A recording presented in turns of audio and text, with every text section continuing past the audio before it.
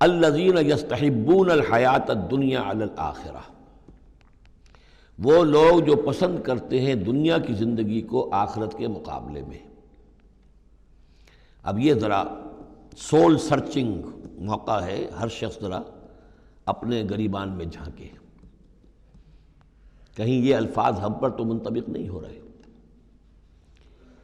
ہماری ایلوکیشن کیا ہے، وقت کی، صلاحیت کی، قوت کی، اصل ایمبیشنز کیا ہیں، ترقی کہاں کرنی ہے، کس چیز کے حصول کے لیے دن رات ایک ہے، بھاگ دوڑ ہے، خون پسینہ ایک ہے، کس لیے؟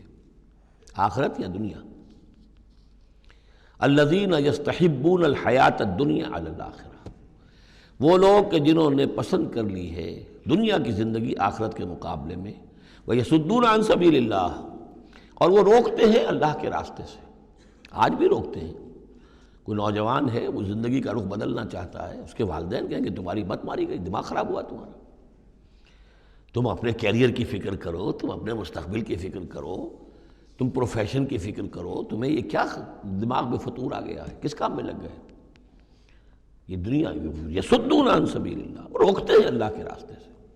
وَيَبْغُونَهَا عِوَجًا، اور اس کے اندر کجی تلاش کرتے ہیں، کسی نہ کسی طریقے سے ان کو موڑ کر لے جائیں۔ جن کاموں میں ہم نے اپنی زندگیاں گلا دی ہیں، انہی کاموں کے اندر یہ بھی لگے رہے۔ اولئک فی ضلال بعید، یقیناً یہ لوگ بہت دور کی گمراہی میں مبتلا ہو چکے ہیں۔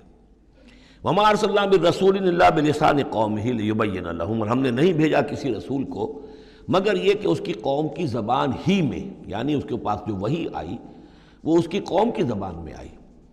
حضرت موسیٰ کو کتاب دی تو عبرانی میں دی، جو کہ اس کی قوم کی زبان تھی، اور کسی قوم میں جو بھی نبی آئے ہوں گے وہ اس قوم ہی کے اندر ان کے لیے کوئی بھی ہدایات آئی ہوں گی، وحی آئی ہوگی، نصیحتیں آئی ہوں گی، ان کی زبان میں آئی ہوں گی، لیبین لہم، تاکہ وہ پوری طریقے سے واضح کر دیں ان کے لیے۔